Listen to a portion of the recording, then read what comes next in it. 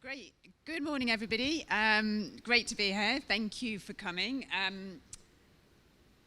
Sorry, I was just checking whether we had. There's a holding slide. If we can bring that one up. So my name's Juliet Mian. I'm the Executive Director of the Resilience Shift. We're one of the three managing partners who've been hosting and running the Resilience Hub, the virtual and the physical platform, for the last 2 weeks. Certainly for those of us who are in Glasgow, energy levels are fairly low now, so we're going to keep this as an informal session. Anyone who's joined online, we'd love to get questions and comments throughout the whole session.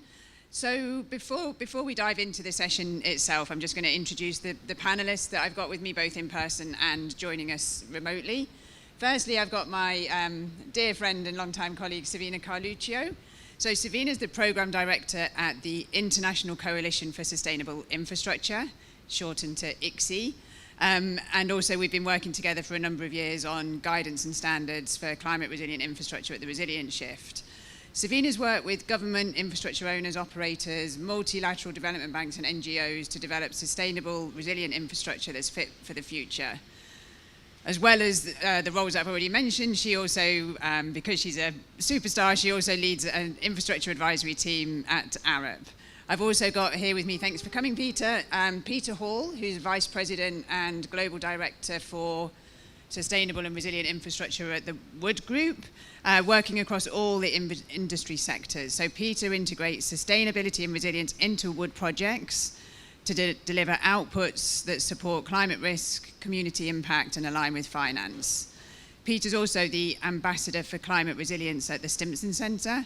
He manages the firm's partnership with the Resilient Cities Network and is the business engagement lead for the UNFCCC Race to Resilience climate team. This is like a competition for who can have the most jobs in their bio.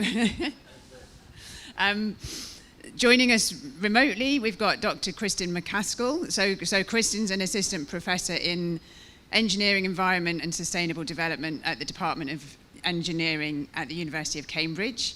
Kristin, not so much with the jobs, but she, fun fact, I've just found out, has 4 engineering-based degrees.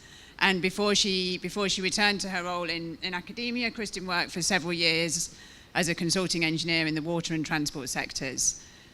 Kristin now specialises in systems analysis to advance approaches for managing risk and system resilience. Also joining us remotely, we have Pasquale Capizzi. Pasquale leads the climate change team at Arup.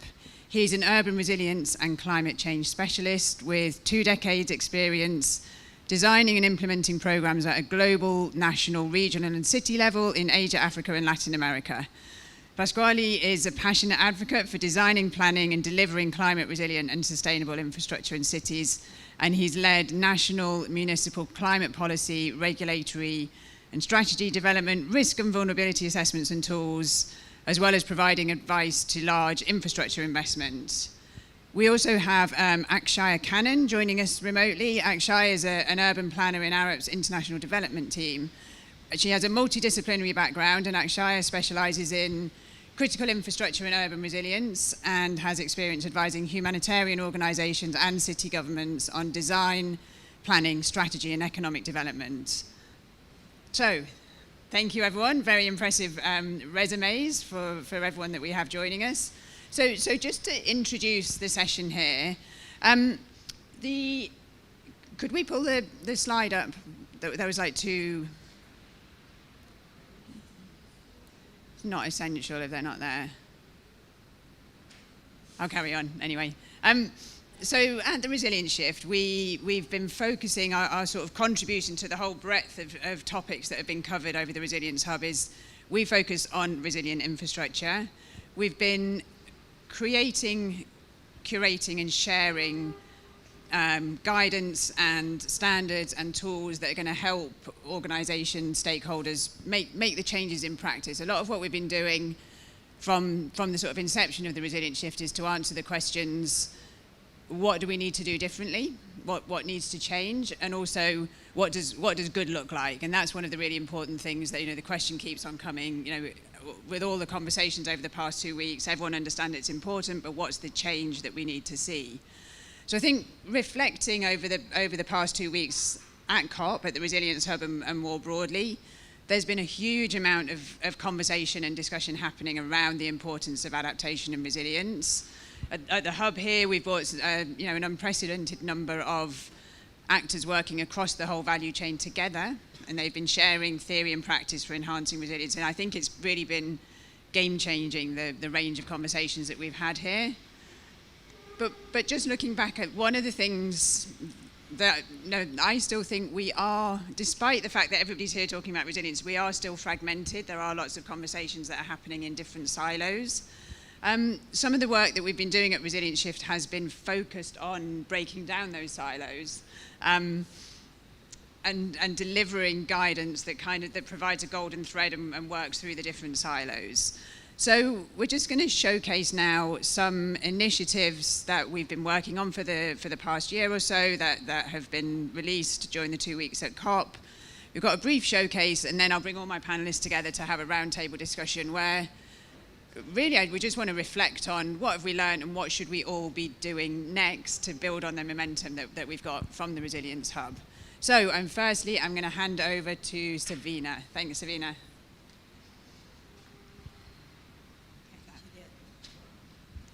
Thank you, Juliet, and good morning. So I'll start by building on what Juliet just said. I started this journey on the Resilience Shift about 4 years ago when I led a project on tools and approaches. And at the time, we started mapping tools and approaches for implementing infrastructure resilience, and we realized that the landscape of existing guidance tools and standards was really fragmented and complex and quite confusing. So, and so then, one thing that came out is that actually we need to join the dots, and we need to kind of look at it from end to end in infrastructure development so that we can break those silos. And then work done by the International Coalition for Sustainable Infrastructure, ICSI for short, also undertook a landscape review quite recently for tools and approaches, this time for sustainable and resilient infrastructure. And they came out with a similar recommendation, that there is a gap around end-to-end guidance, something that covers the whole life cycle of infrastructure. So then, in response to this gap, the Resilience Shift has developed infrastructure pathways. And that feels a little bit like the culmination of all the work that we've been doing over the last few years. And we were excited to launch infrastructure pathways this week, finally, after a few months in the making. And it is an initiative by the International Coalition for Sustainable Infrastructure, ICSI. It's been led by the Resilience Shift and in partnership with Arup. So Infrastructure Pathways then aims to be that resource that practitioners in search of for clear, easy to navigate guidance for implementing climate resilience infrastructure are looking for. So at the moment, it is a website platform, and it is live. And we've got a video. If the video could be played, please. So I'll keep on talking, and then the video will kind of demonstrate how the platform can be used. The link has been shared on social media. We've got QR code cards here today, and we will make sure that it's shared more widely after this session. So what we're doing with infrastructure pathways to bring that clarity and consistency, we have organized, we've reviewed hundreds of resources, existing resources, so we organize them, we link them, and we also distill them in a way that is now kind of boiled down into actionable statements that are directed at different practitioners across the life cycle of infrastructure. So what is exciting, I think, about this resource is that, as I said, it addresses that gap of end-to-end across the life cycle, and then it aims to connect those practitioners with those golden thread of resilience value, but also system thinking, because that's another important gap, like not losing sight of a systems view, a system perspective at all stages of infrastructure development. So it's like, and this is not mine, I've stolen that from someone else, but it is like almost being on a relay race where you got practitioners that need to be passing on the baton of resilience, because if they don't, then the whole team will lose. So it's kind of creating that connection, and it's quite key, and that's what we're aiming to do with infrastructure pathways. So, for example, we have, the website gives you the opportunity to, it is organized as I said, structure across the life cycle of infrastructure. Different phases are all organized in the same way. We identify the practitioners that in each phase there's a lead practitioner who identifies who they are. We've tried to explain what needs to change, what is the shift that needs to happen from current practice to actually implementing climate resilience in practice. We've tried to curate and bubble up to the top the key resources that we would recommend practitioners with very little time go to the website and click on those 3 to 5 key resources, and you can just get more information.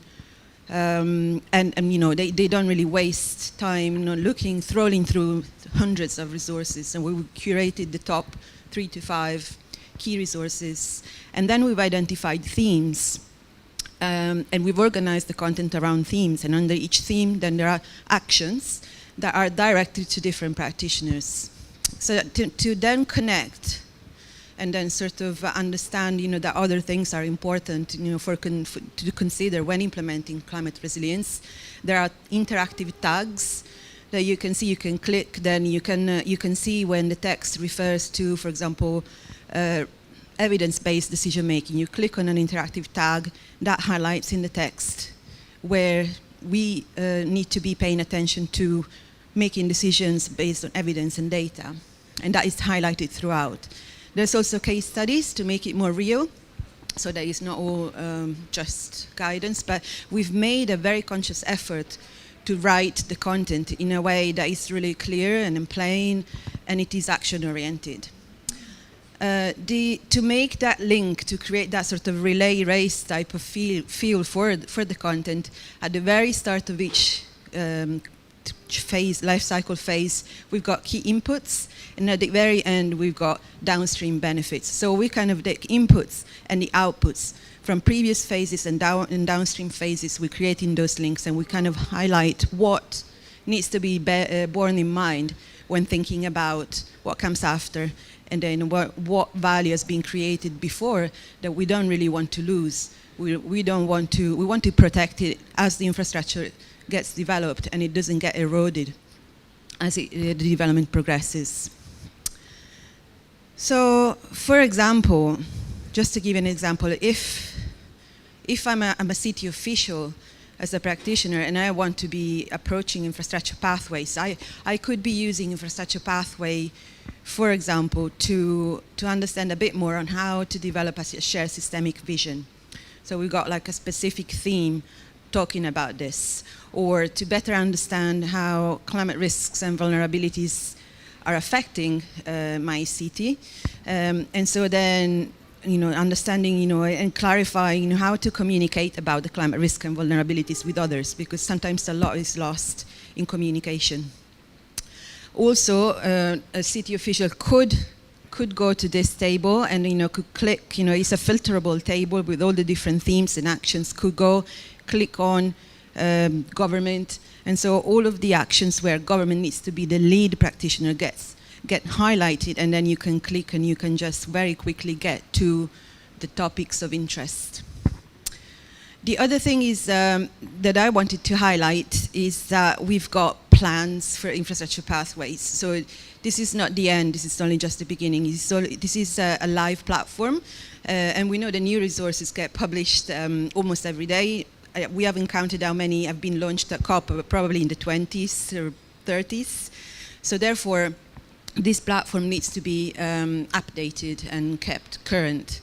And this is our plan, in addition to dissemination and rolling that out. So ICSI, the International Coalition for Sustainable Infrastructure, is one of the partner initiatives for the Race to Resilience. And one of our targets is linked to disseminating and rolling out infrastructure pathways to cities.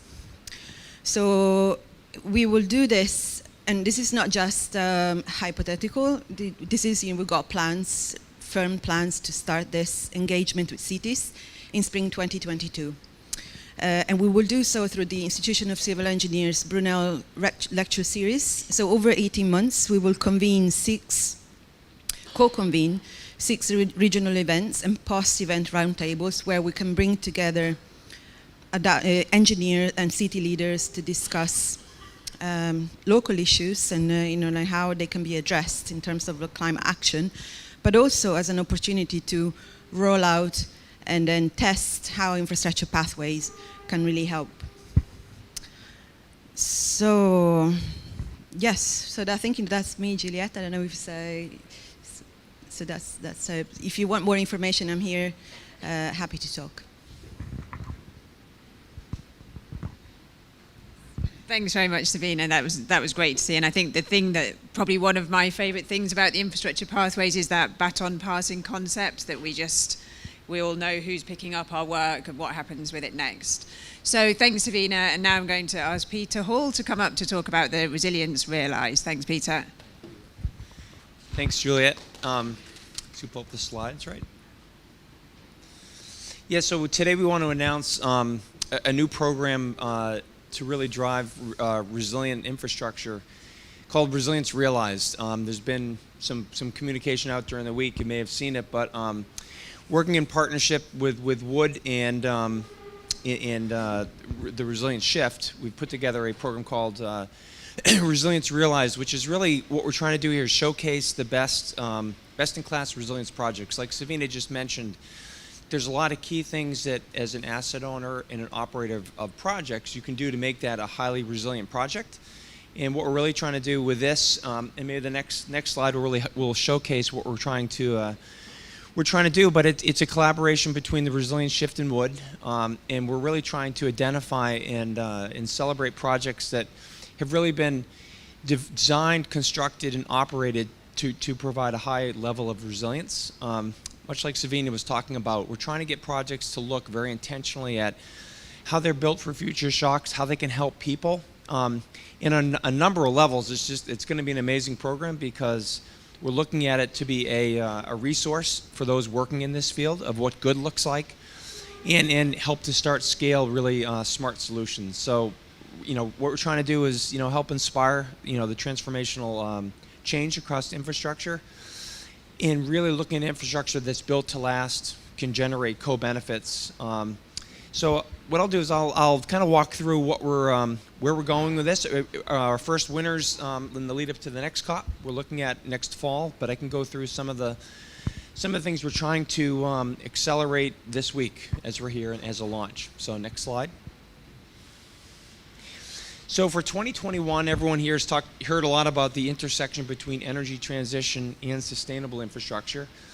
So what we're going to do initially is focus on energy projects that can also be built in any sector. So you can build energy projects that have a huge impact in, transportation, water, mining, all kinds of different sectors.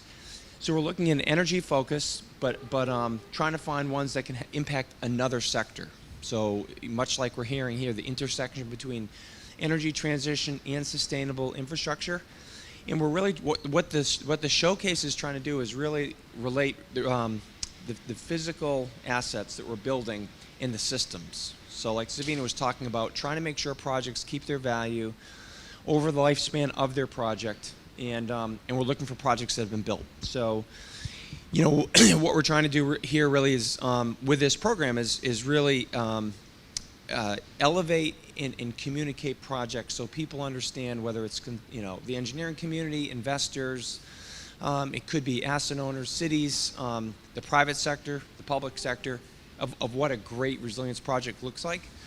And also to use this as sort of a training tool. So to demonstrate how resilience has been embedded into a project, where at different stages in that project, the project has either lost value because we're looking at the best projects, it'd be where it's gained resilience value, and really showcase and provide proof points for this whole idea of a system project, and looking for projects that have really looked closely at the project across the whole life cycle of delivery. And our goal really is, coming out of this COP, is to have this be a showcase for what good looks like. And next slide, I'll kind of go through what we want to do as far as the resilience insights. So what we're trying to do now is we develop a framework, So we have a framework where asset owners, cities, project owners, engineering firms can submit projects.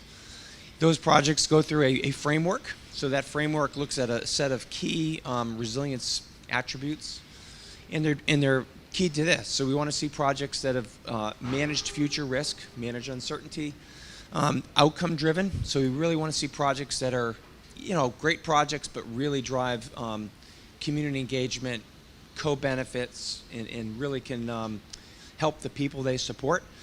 Looking at projects that look at the whole system. So looking at the connected across the system, looking at how technologies can advance projects, and we're looking at projects that really address governance. So projects that can be built, examples of what great governance looks like.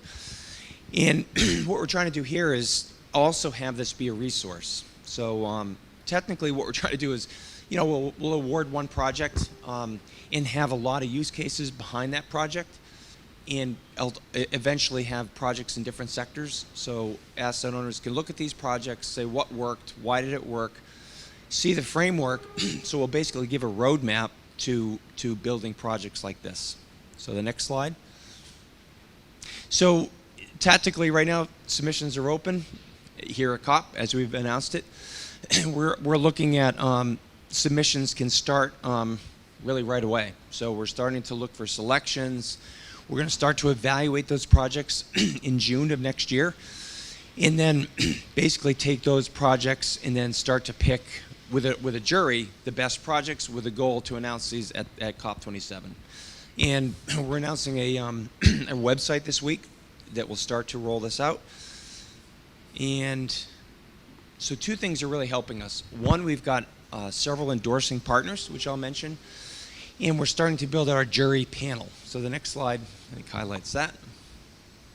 Well, actually, I'll mention the partners. So right now we've got folks, and I'll just list the names that we've got as partners: Thomas Smith with ASCE, Meredith Alder, Student Energy, Deborah Roberts with IPCC, Mark Watts, C40, Rahit Aragwa with the International Public Affairs at Columbia. Nigel Topping is going to be on our jury panel. Abhilash Panda and Anna Wellenstein from the World Bank. So a really great list of high-profile jurors that are really going to give us traction.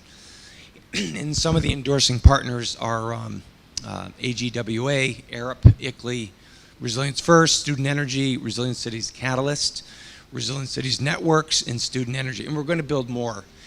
So we're trying to really combine a world-class jury panel, partners around infrastructure. So we're announcing this week. We're excited, and I'll go from there. Thank you.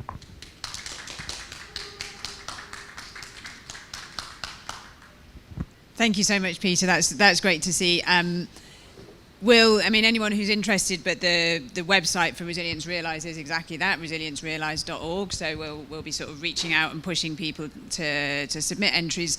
And I think the two things that we've shared so far complement each other very well. So the end-to-end guidance to create that clarity and consistency, and then supporting that with real-life case studies that actually show what good looks like. So Akshaya now is going to contribute another piece of guidance that fits within that, focusing specifically on the governance that we need for resilient infrastructure. So Akshaya is waiting patiently in our green room, so she should be ready to join now. Thanks, Akshaya. Thanks, Juliet. My name is Akshaya Kannan. I'm an architect and planner at ADAP, and my work primarily focuses on infrastructure and urban resilience, as Juliet had mentioned. I've been working with the Coalition for Disaster Resilient Infrastructure and the Resilience Shift, who collaborated on a white paper exploring the governance of infrastructure as a key enabler for implementing resilience.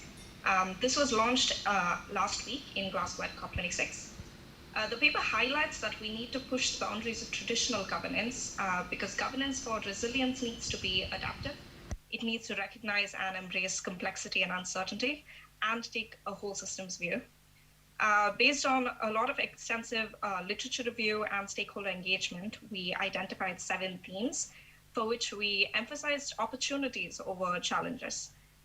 So some of these are the whole systems perspective, adaptive capacity, prioritizing infrastructure needs, infrastructure financing, regulation, codes and standards, capacity and resourcing, technology and data.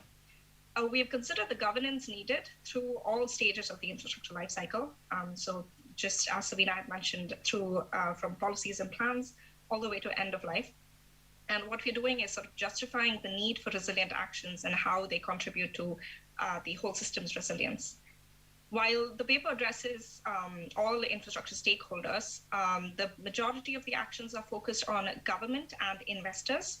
And some of these include setting up of cross-sectoral bodies to reduce fragmentation, periodically updating infrastructure policies, frameworks, and regulation, encouraging and promoting system-wide learning outcomes, adopting evidence-based approaches for infrastructure planning and asset management, and much more.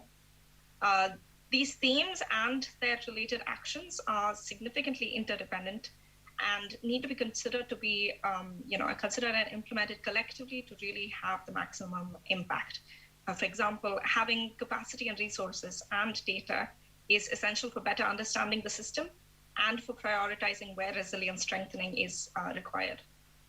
Based on these themes, we also focus on the governance challenges and key actions that need to be taken at each stage of the life cycle for nature-based solutions, which complement other grey infrastructure resilient initiatives.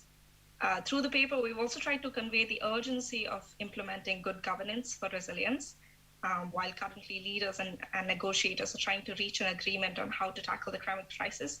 Governance really takes the forefront, and the decade to 2030 will be crucial for the future of the infrastructure sector specifically. So we will now play a short video introducing the paper, at the end of which there is a QR code that you can scan to get access to the paper, but it is also available on CTRI's website as well as both CTRI and Resilience Shift social media. Thank you. Infrastructure systems around the globe are increasingly at risk from a range of natural hazards and long-term climate change. These systems protect, provide, and connect our societies. As a result, the consequences of failure can be significant. If infrastructure does not withstand extreme events, then evacuation of people and disasters get affected. When infrastructure collapses, then all the livelihood systems get affected. Significant investment is planned in infrastructure in the next decade globally.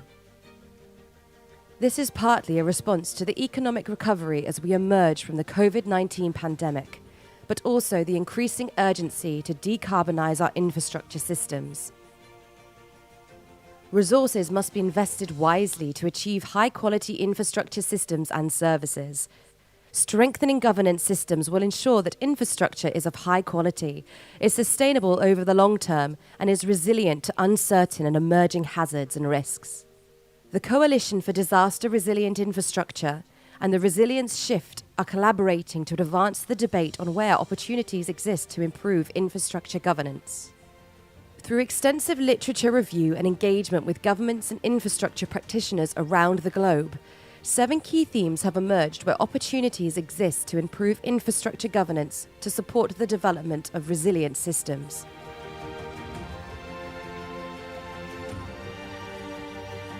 O Ministério da Infraestrutura tem como uma de suas diretrizes socioambientais promover a inserção da mudança do clima na infraestrutura de transportes. A governança de uma iniciativa inovadora como essa requer cooperação e coordenação entre as partes interessadas, cujos valores e prioridades devem estar alinhados. More recently, efforts have been made to integrate built infrastructure with nature-based solutions in order to sustain and restore valuable ecosystem functions and services. We have an opportunity to change the governance of our infrastructure for the better. This will ensure that these systems are resilient and provide significant benefits for both today's and future society. Now is the time to act. We urgently need to improve the governance of our infrastructure systems. Governance is fundamental to our infrastructure systems, as efficiency and effectiveness of infrastructure can only be achieved through strong institutions and policies that ensure transparency and accountability.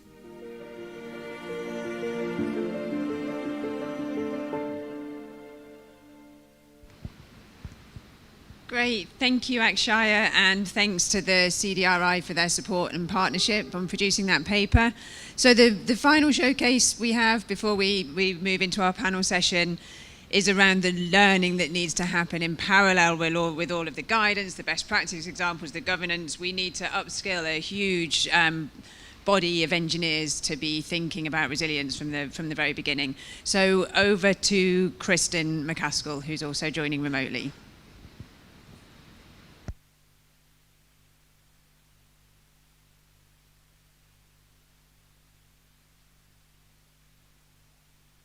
Thanks, Juliet. Can you hear me yet? Hello. We can hear you, Kristen, yeah. This morning I'd like to introduce to you a mini-series that we have created called Resilience Engineered. We have done a couple of showcase releases of episode 1, but I just wanted to explain the basis behind the series. So last year we did a review of what education and learning opportunities are out there for practitioners who are interested in upskilling and in thinking more broadly about the work that they do in bringing more resilience to our infrastructure. And one thing that we observed is that there is, some formal education opportunities out there, but we appreciate that not everyone has the scope or opportunity to take time out of their work life to further engage in formal education. And last year in particular, we saw an explosion of opportunities to jump onto webinars around the world with people talking about their experiences. But with that, we also observed that everyone, personally experienced that we all have limited time to be able to engage with this, so that when we do jump in and engage with something as part of our continuing professional development, we really want to make sure it's high quality and that we get something out of it. So the basis of Resilience Engineered is to try and provide a series of short episodes. They're less than 30 minutes that are really condensed and cover a lot of ground within the episode itself. So we covered we tried to bring in the concepts of a lecture, a webinar, and a documentary into one short or a series of 3 short episodes. And we hope that they provide the foundation for people as a starting point to get more people engaged with the concept of resilience and try and cut through that fragmentation of what other speakers have talked about this morning around what it means for everyone and provide a starting point for that. I'll stop talking because we have a trailer for episode 1. And for those who are interested in further engaging with us, please do get hold of the Resilience Shift, or you can contact me. You can find me through the University of Cambridge. We're happy to engage with you and try and share the material with you to get it out there. We'd really appreciate working with you all to get some engagement with it. So I'll hand it over to the trailer to explain more about it.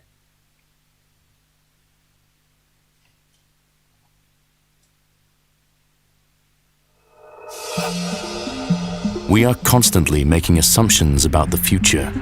These assumptions shape our thinking. They help us make decisions. But what if they're wrong? The world is constantly changing, faster than we might be ready for.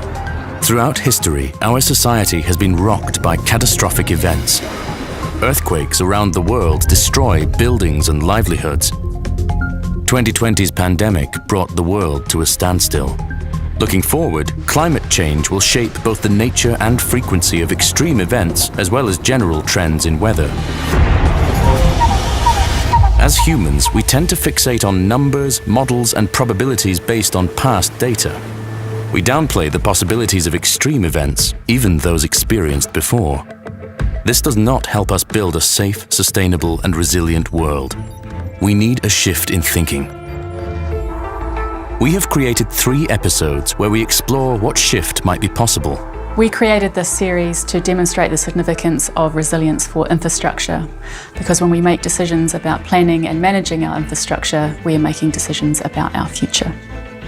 If we are more resilient, we can cope with extreme events. And people do take the models too seriously. You can't be in a position when the event happens and then you have to make it up. We will show how our interpretation of risk, uncertainty, and resilience shapes our decisions, and why we need to think about the future differently.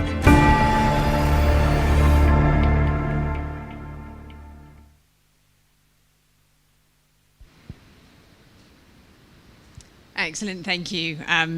I do love that film, so I would recommend anyone to contact us to have it. It's 25 minutes, so it's perfect to sort of watch with colleagues or watch in a lunch break or something. So thank you so much for all of those presentations. I think for me, what's great about this, and so many of the conversations that have been happening over COP are about the urgency of change. And this work, I think, overall shows the sort of shift in practice and the guidance that's coming out for each stage of the value chain. And for me, that's what matters, like hitting every part at once, because we can't afford to only change the upstream planning and then wait however many years it will take for that to cascade down. So whatever can be done at every stage in the infrastructure life cycle should be done now, and that's really what this sort of suite of products is aiming at. So I'm now going to invite Savina and Peter, who are here in person, and Pasquale and Kristen virtually to join us for a panel discussion. Love to hear any questions. So if anyone in the room, just wave and we'll come over to you. The same for anyone who's joining online. Just type a question in and we'll try and feed that through. Sorry, just opening my phone to see if questions are coming. So I was going to start by picking on Pasquale, who has been watching the sort of session so far as, I guess, more of an observer. But Pasquale, I know you've been at COP for the last week and a half. So I'd be interested to hear your reflections on what we've seen and really where we go from here in terms of breaking down some of these silos that still exist in terms of how we talk about resilience, how we influence resilience. So that question to Pasquale. Thank you, Juliet. I'm trying to organize my thoughts as far as possible. As I said, it's been a week and a half. It's also been a long month for all of us. Try to make sense. There are two words that I think describe what I'm feeling about this almost 2 weeks at COP. One is the energy I'm feeling and the sense of emergency or urgency that wasn't there before. Having been a few COPs, including COP21, I can definitely say that this one is different, at least as far as resilience is concerned. And that's a great thing. A couple of thoughts. The first one, I think, in some of the events I've attended or we've run, there's been this idea that resilience is a decision for today in infrastructure, and happily we do have very sophisticated tools that are being developed. Some of them we are involved, some of them we are simply observers or reviewers, but that's a good thing.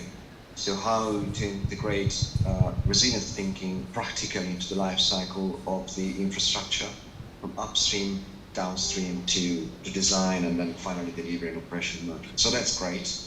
At the same time, I think where we need to go from here in this respect is to make them more practical, more accessible, and easy to use and normalized. So great part of this, but there's work to do to make these tools more practical and accessible. The second point, I think it's everything that we discussed around nature. I personally thought that we were going to discuss nature even more from the lead up to COP and the conversation that we had around nature.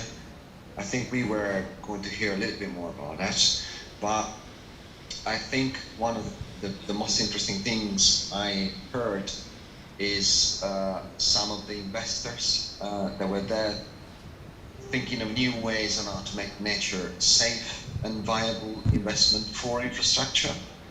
And the sentence I heard, the phrase I heard was that the return for investments for nature when it's a hybrid or a substitute solution for infrastructure, can be a safe investment. It may pay back a bit later, but it will pay back tenfold. So I thought that was an important statement around nature and infrastructure. However, again, I think where we need to go from here, I think we need to have a conversation on how this can really work. The appetite around investment in nature as a solution for infrastructure is still to be clearly understood. And I think we're going to have this conversation in the next years or so. Also, nature, I think we've got great experience. We've seen great experience where this is a practical solution. We have been involved in some of them ourselves. For example, in Peru, building nature-based solutions, 17 river bases, basically the size of the UK, almost. And so it does work, and it works at scale, which is great. I also think that part of the conversation we should have is about pristine land and infrastructure that's going to be developed in some of the emerging markets where most of the investments will be. Because it's also about making sure that we don't only use nature as a commodity or as a solution, but we also try and protect nature. I was very interested in seeing the mayor of Kilimani involved in that, having worked for years in Mozambique. I know this is one of the issues. And finally, thoughts around breaking silos and where we go from here. Another great things I've seen is partnerships, really. Some very honest and true deep partnerships around important partners. I think that to take this further, I think we need to find a platform like the Resilience Shift or like the CDRI or the CCRI that can make these partnerships even more effective. And finally, I just conclude by saying that one thing that we all went in with is the idea that we should merge this race to resilience, to the race to zero. I think that really is a message that we must take away without breaking silences, because there really is only one race, and we need to race it together, really, in partnerships. So I'll stop here. I know everyone's been attending many of these events, so I wanted to thank everyone for this wonderful 2 weeks. I look forward to work with you all in the next months or so. Thank you so much, Pasquale. Some really good reflections there. And just to recap, you talked about the need for guidance and publications to be practical. Absolutely agree. The need for nature to feature much more strongly across everything we do. And I think from the conversations that have started recently, that is going to be the key focus looking forward. The need for partnerships and collaboration, 100% agree. And that's how silos get broken down. The silos are going to stay while we're all in our own individual organizations pursuing our own agendas. And there's only one race. I think that's a really good way of summarizing it. And I think for me, before COP, I was worried that there were two races, but the conversations that I've heard are actually so many of them saying exactly that. We just need to get to resilient solutions, and they need to be net zero, and we need to do it all together. I'm going to invite Kristin now, because Kristin, I know you haven't been at COP. You've been busy teaching, researching, delivering, and I'm sure tracking whatever you could. But it'd be interesting to hear from you what do you think we need to pull out of the huge quantity of discussions, publications, announcements from the 2 weeks, and to start putting them into practice and sharing them with the wider community. I mean, with the Resilience Hub, we have sought to be inclusive by having the virtual platform, but I also recognize, there's tens of thousands, hundreds of thousands of people out there who still need to get this message. So any reflections from you on that, Kristin, would be great. Thanks, Juliet. I think that the biggest thing that comes to mind for me from observing the last 2 weeks is that the amount of material that is coming out is phenomenal. There is so much out there, and we're all really busy working on our own projects, trying to get our own things out there. I think one of the things that we should be trying to do going forward is to engage with the material that others are producing and try to work together to get that message out there and to actually put that material or the advice and the guidance into practice. Because if we're all busy focusing just on our own things, no one's going to pick up the good work and actually put it to use. So I think, just building on what Pasquale said earlier, if we can collaborate and actually see the value in the work that others are doing, and I guess lead by supporting them as well. For me, that is probably the biggest takeaway from COP, because I've seen so many people put so much effort into what they're doing. I think we can fall into the trap of not giving enough time to be supporting others. Thanks, Chris, and I do think that's a really good point. And when we're talking about races, and we can barely keep up with the rate of publication and the rate of sharing knowledge, before we even start to put that into practice and make it practical. So really need to think hard about how we do that, and things like the Infrastructure Pathways Savina that seeks to sift through that. And this is why Infrastructure Pathways is a website, not a book, because if we published a book today, then next week our book would be out of date already. So we're going to move to the panel in the room. I think, Peter, you've been here for the full 2 weeks. I'm sure you're, apart from anything else, you're absolutely exhausted. But what are you excited about, Peter? What are you going to take from this once you've recovered your energy and really lean into? Yeah, a couple things building on those points. My understanding is the first COP where they've actually talked about resilience trying to be on an equal plane with net zero. So for me, it was really pretty amazing to see the connection between race to zero and how it's not just energy; it's centered around people. So to see the conversation elevated for resilience and really people talking about we have to solve both together. I was in the plenary yesterday. It was really clear that, we've got to look at both resilience and net zero together.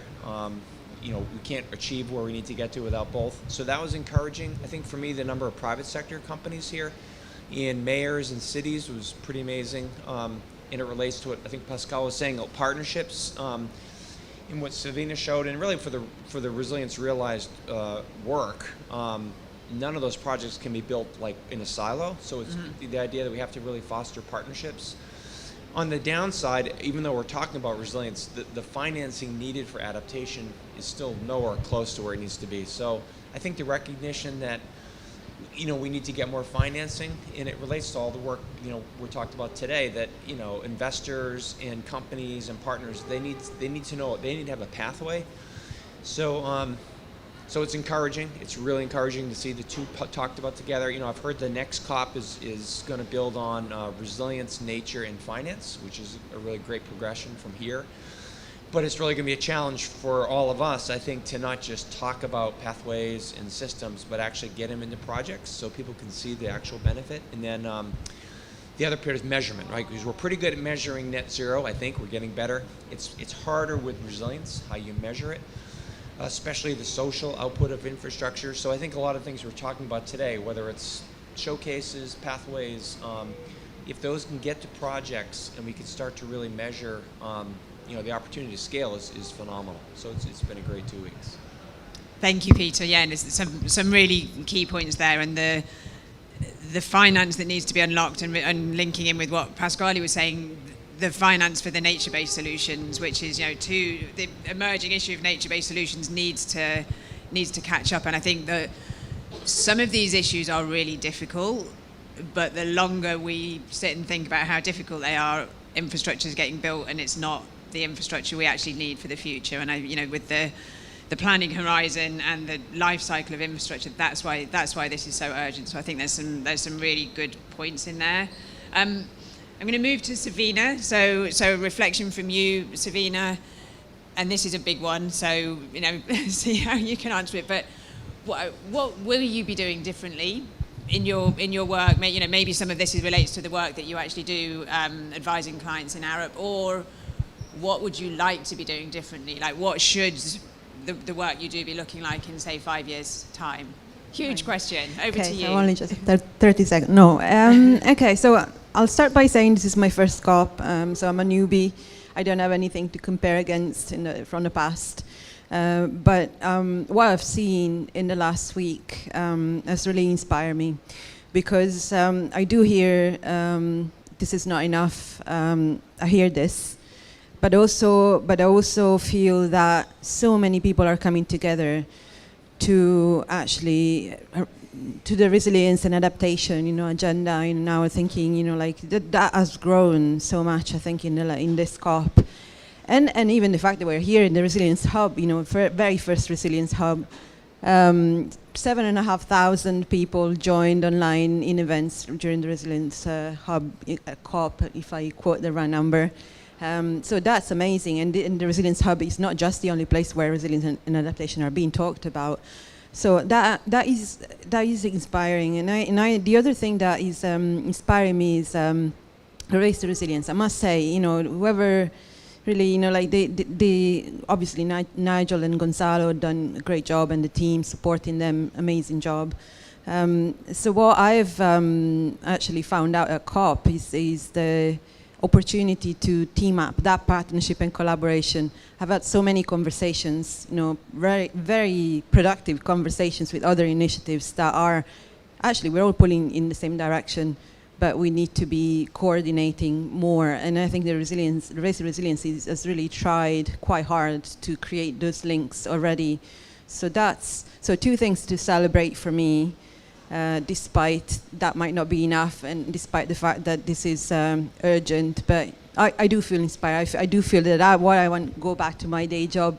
I need to try harder. I need to be faster, more aggressive in actually implementing, resilience and in whatever I do, and I need to be, I dare say, pushier with clients, because with my Harrop hat on, the clients sometimes they don't ask for resilience because maybe they just don't think about it. They're starting to see the impacts of climate change, obviously disrupting their services, but they don't naturally come to you asking the resilience question. So I think, that's one thing I'll be doing differently, is like being a lot more, let's say, forward in trying to put this in practice, my day job. Thank you, Savina. I'm looking forward to seeing you be more aggressive. I'm not sure that you have that in your personality. But I do think there's some really important, I'm just going to check. So we did have one question come through, which is, I think that's because we've talked a lot about what needs to be financed and what needs to be delivered, but also what can communities do? What could we do sort of voluntarily in communities, in local government, in cities to build resilience? And I do think that's really important for all of us. I think most of us here are in the engineering profession. Much more interconnection between the infrastructure we're building and the people who use it, because it's not the infrastructure on its own that delivers resilience, it's community resilience. There were some interesting, I think, case studies that we could look into a bit more from COVID, where actually because there was no physical impact, it became all about the community and how they responded.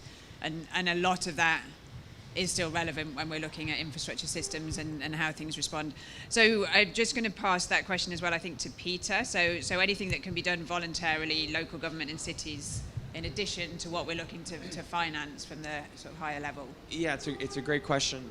I think one of the things with all the work here, we're trying to link infrastructure, to be more than just a project. It's like the services the project provides, especially the cities and communities. So making that link between infrastructure and impact. So like Savina was saying, for me, it's like a lot of my day job work is getting resilience into our projects. Communities and clients don't always ask for it, but when you explain it to them, most get it. You're better off getting it in, having them built to last, having higher impact projects. But from the community side, well, a couple things. I think as cities get more involved, they're going to ask for this. So that's one piece. And I think for all of our work, the more community engagement there is early on planning the projects, so they're in the right places, they benefit the right people, that helps. This week we actually rolled out with Resilient Cities Network, so another partner, this resilient infrastructure and diversity and equity scorecard. So the idea that when we build projects, we can really improve diversity, education opportunities. So on our end, pushing it out, right, as an engineering firm with partners, but then as cities see that, hopefully, they're going to start to ask for more than that. And over time, you know, in a perfect world, that would be like the normal. So it comes down to partnerships, engagement, and you have to really work with communities early with the right people. And I think from what I've heard here with all the different, we have like the race to resilience for cities group, and they're all pulling on the same thread. So I think it's going to change quickly. Great, good to hear, and thank you. So we've thank you to the questioner for providing some contact details, and we'd love to follow up afterwards. And I think probably that final point about the community is, this is the point that we've all been talking about in terms of bringing things together. I sometimes worry when we talk about the resilience of communities that we're expecting communities to just deal with this on their own. I think our role working in the infrastructure sector is to provide the services that they need. There is a role in community, there is a role with finance, there's a role in government. So that whole value chain approach really sort of comes together in that question. So I'm going to close the session now. Thank you so much to everyone. I think there were some really, really exciting things shared, and we're really looking forward to starting to amplify and put those into practice through the Race to Resilience and other ways. So thank you so much, everybody. Great to see you.